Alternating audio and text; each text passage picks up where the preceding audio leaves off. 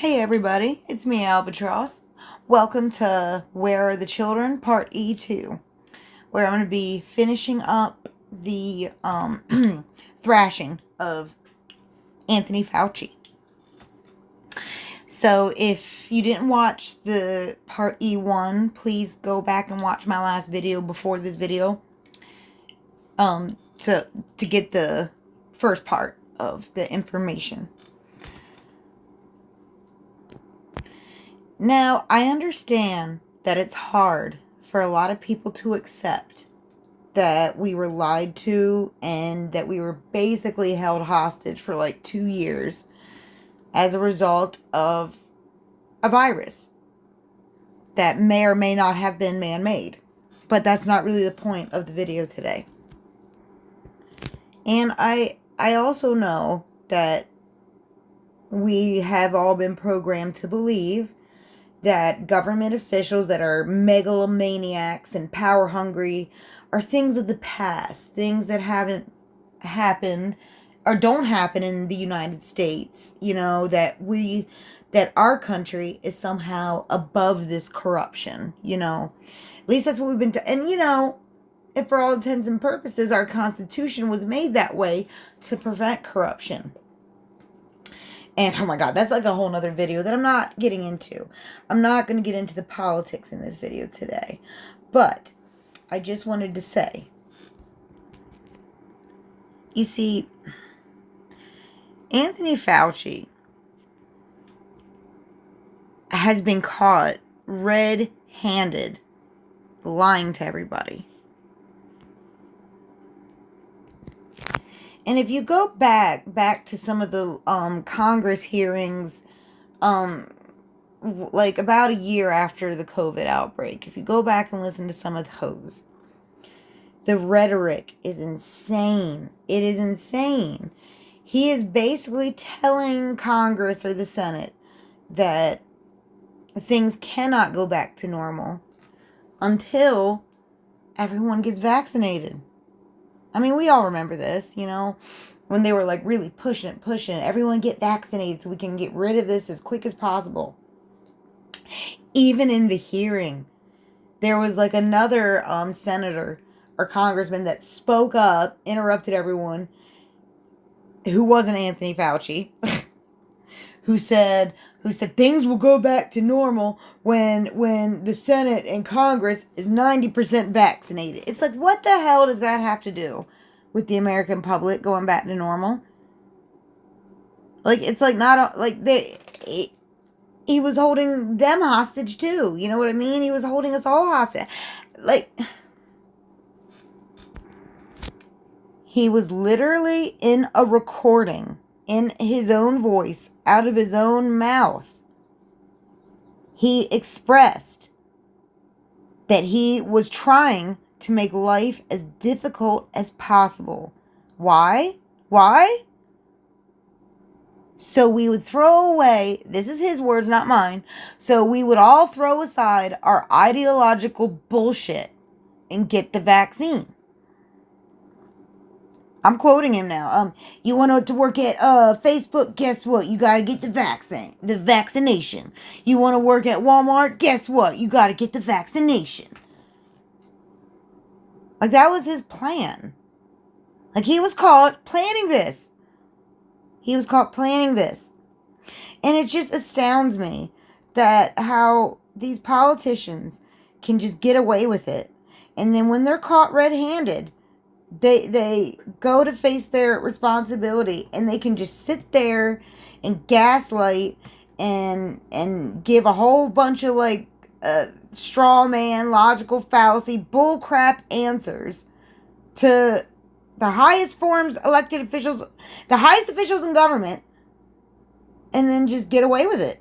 Like, literally all they can do, the congressmen and the congresswomen and the senators, all they can do is just literally yell at him all the horrible things he's done. But no one can, like, what?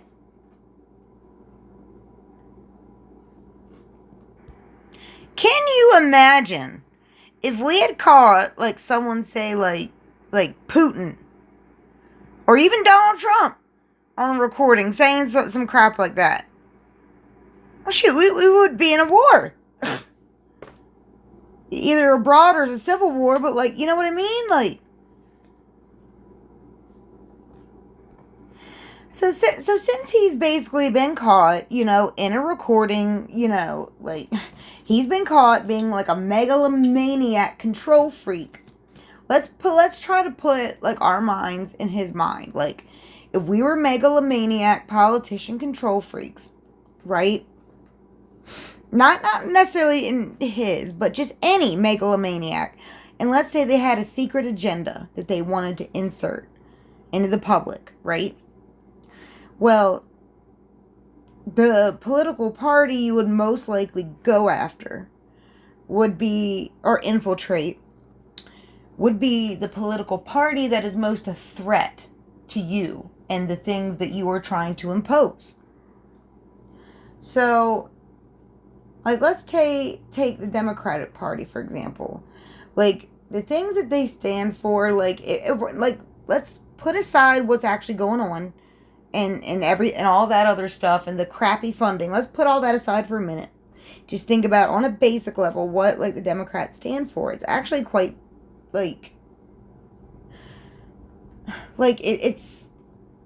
it's good. Like, they stand for, like, equality, fairness, and, like, it's pure.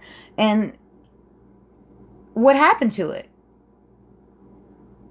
What happened to the Democratic Party where they're defending the rich bureaucrats like they shouldn't have to get treated the same as everybody else? Like, what happened?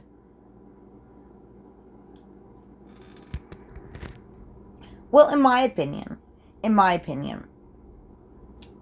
this is just my opinion. Like, I haven't heard anybody else say this, so, just take it, as what it is, just an opinion, just a speculation, that theoretically, someone like that would probably infiltrate that party that was such a threat to them, and slowly, from the inside out, break it down, change it, manipulate everything that was good about it, and weaponize it. Like, we've seen it all the time, all throughout history. Things that are good or innocent or that are meant to help people or humanity are weaponized against humanity. We've seen it happen in history all the time. And this is no exception. Something that was good originally, intentionally, was good, was weaponized and turned against its own people. But anywho, as it relates to all this, knowing everything we know now, let's go a little bit over just a little bit of the timeline. Now, keep in mind that this relationship Donald Trump had with Dr. Fauci, a relationship that initially started as, I wouldn't say that they were buddy-buddy, but, they were professional and cordial with each other. They worked together, And so, this is a little bit of the things that happened, in the year of 2020. And keep in mind, I didn't add, like, every single detail to this feud because, oh my god, that would be such a long video. That was, like 100 tweets and interviews and whatnot. So, I'm just going to go over, like, the basic beefs that they had together throughout the year 2020.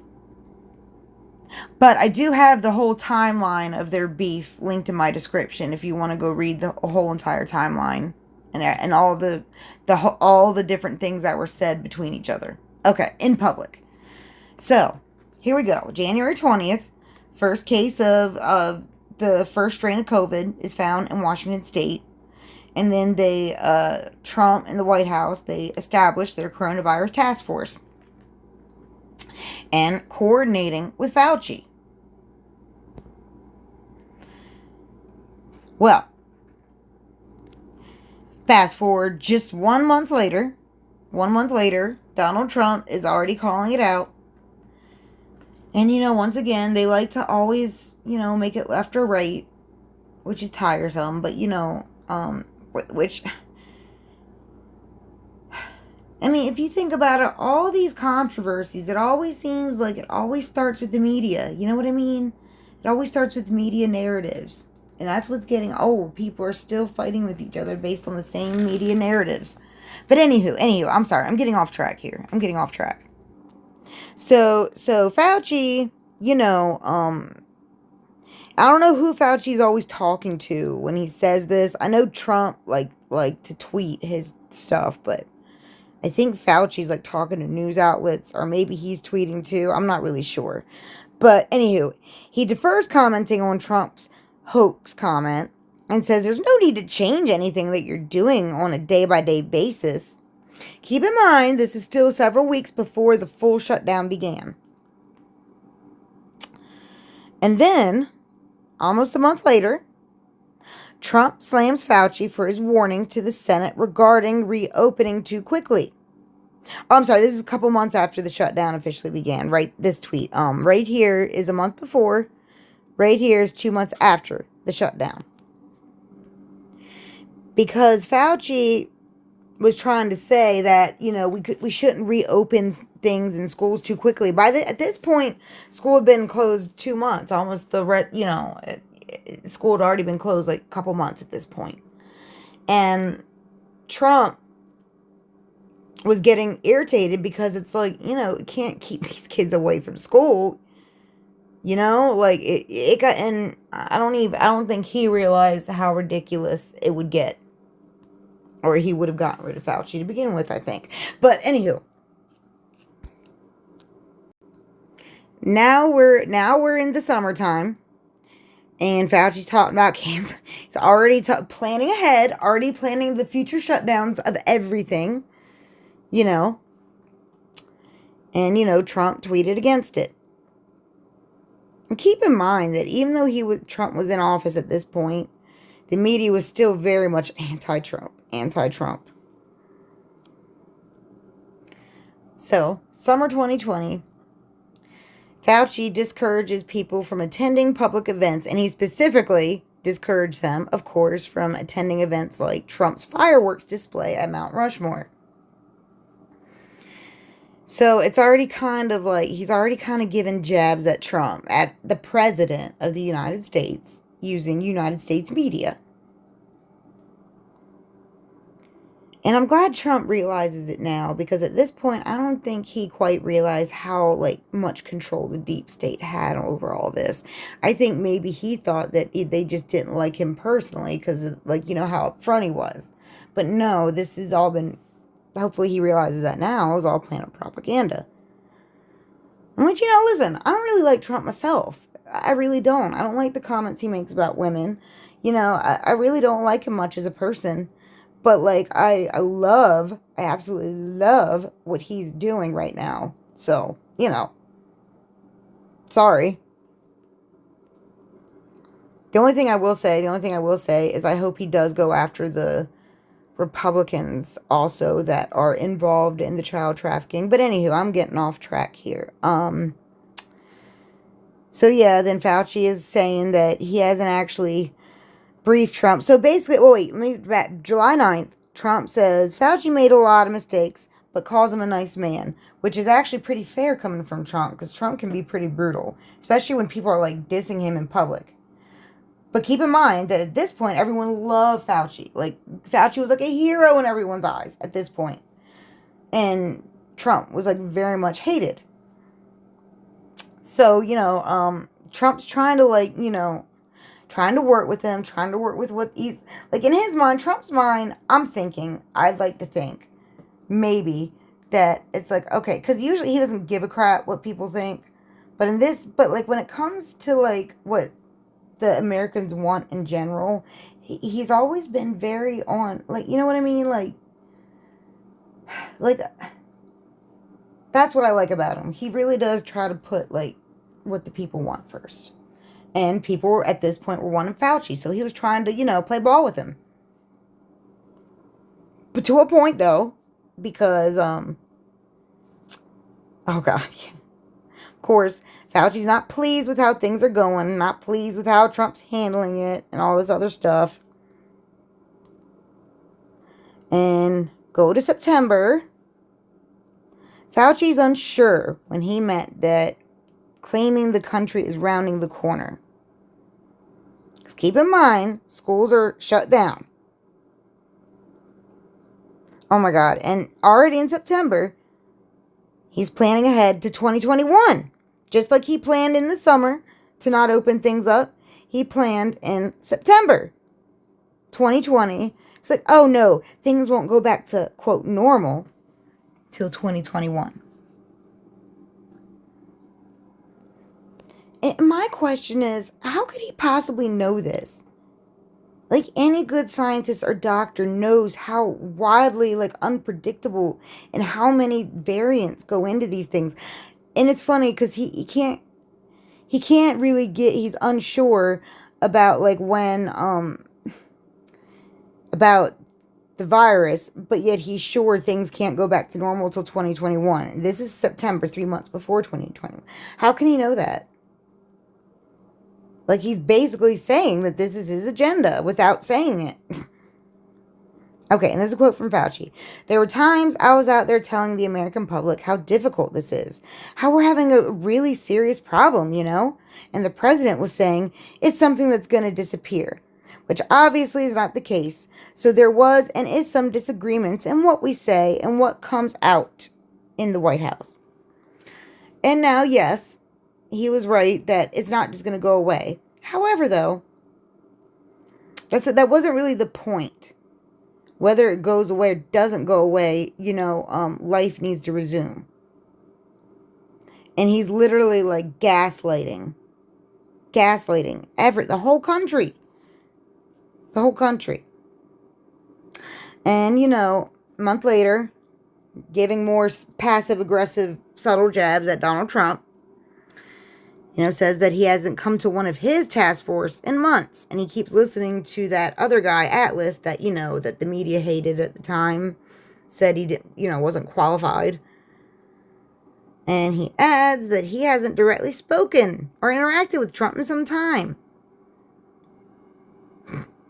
He's calling, trying to come, you know, like, this is so passive-aggressive and manipulative to tell the media this. Okay, so here we go. Then tells on CNN that attacks from Trump, though people may find it difficult to believe, are mere distractions. They don't bother me. I know what my job is, and I've got to do it, and I'm gonna do it. So that kind of, whatever you want to call it, is just noise to me. So he's basically saying, I don't give a crap what the president says. I'm gonna keep everyone just like it is. God, such a weasel. I'm so glad states are pursuing charges on him.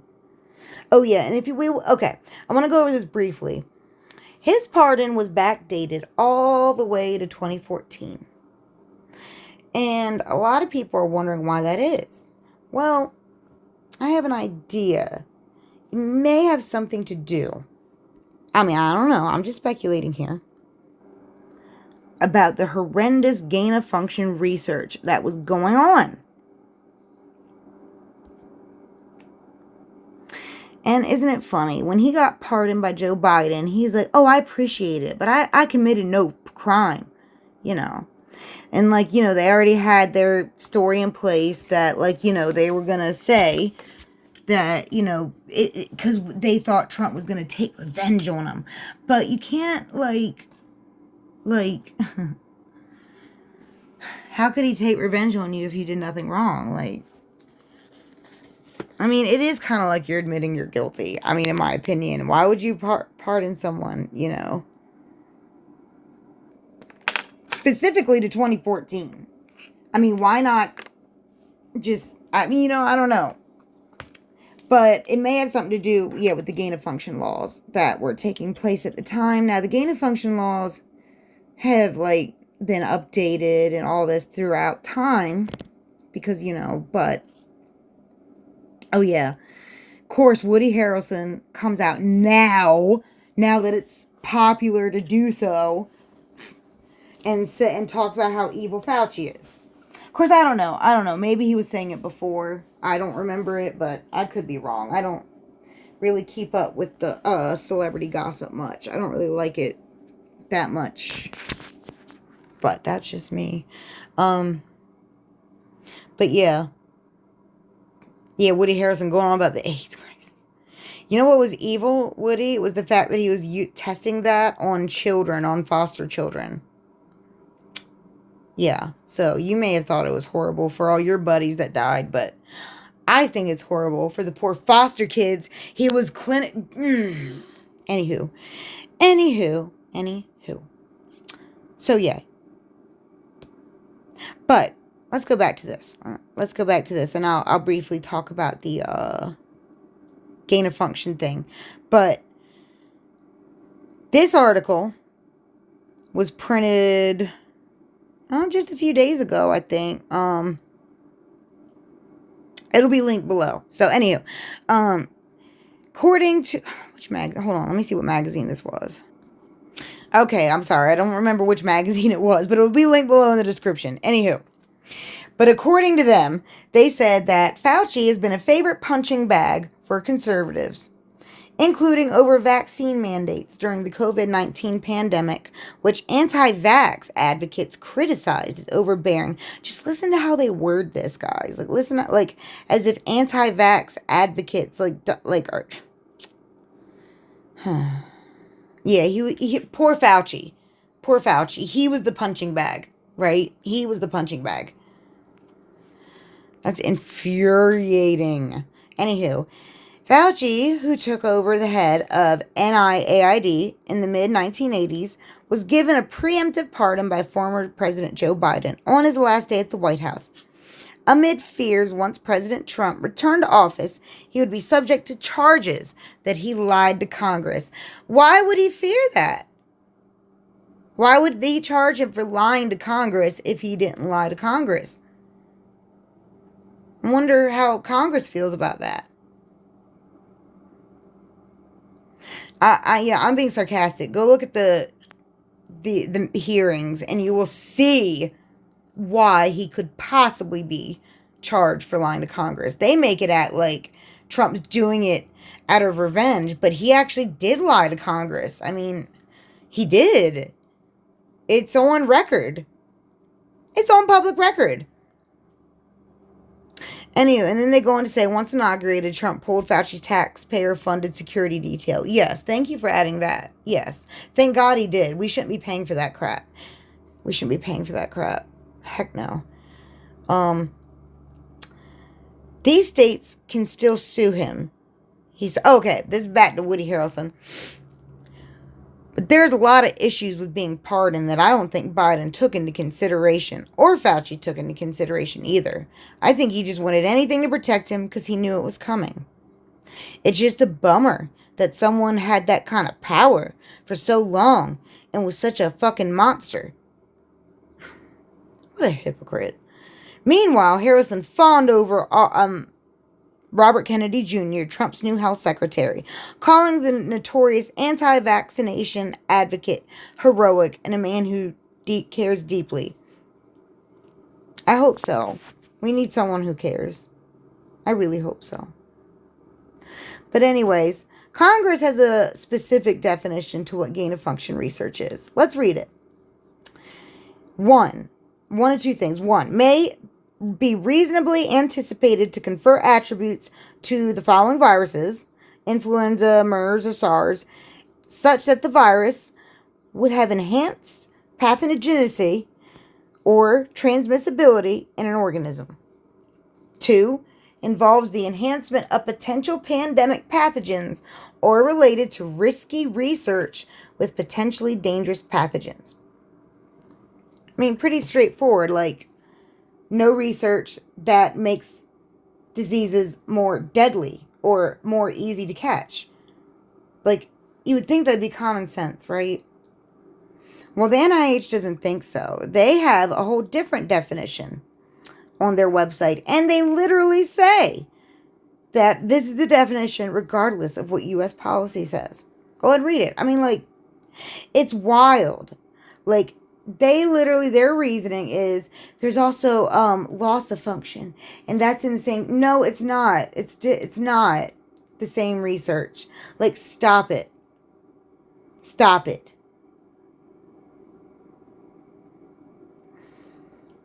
You're literally saying that you're including the opposite kind of research in the same definition of that to make it okay. Like, okay. That would be like, for example, that would be almost be like, for example, Congress making a law saying that, for example, you can't buy a foreign car, right?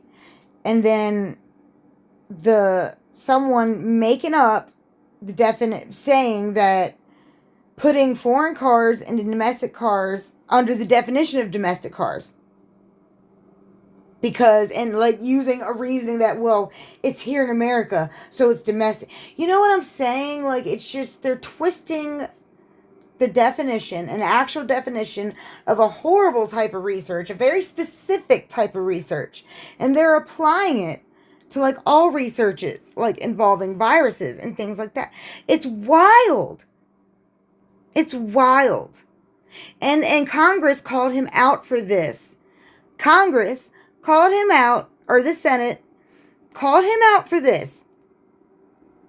They said just because you changed the definition of your website doesn't mean gain of function, And then they tried to, say, okay, well, have you conducted what we call gain of function research? And he kept arguing with them and stonewalling and equivocating and all this stuff. Like, oh my God, it was infuriating to watch. It really was. This is an infuriating person. Like someone so blatantly and sociopathically evil that he'll take no responsibility whatsoever.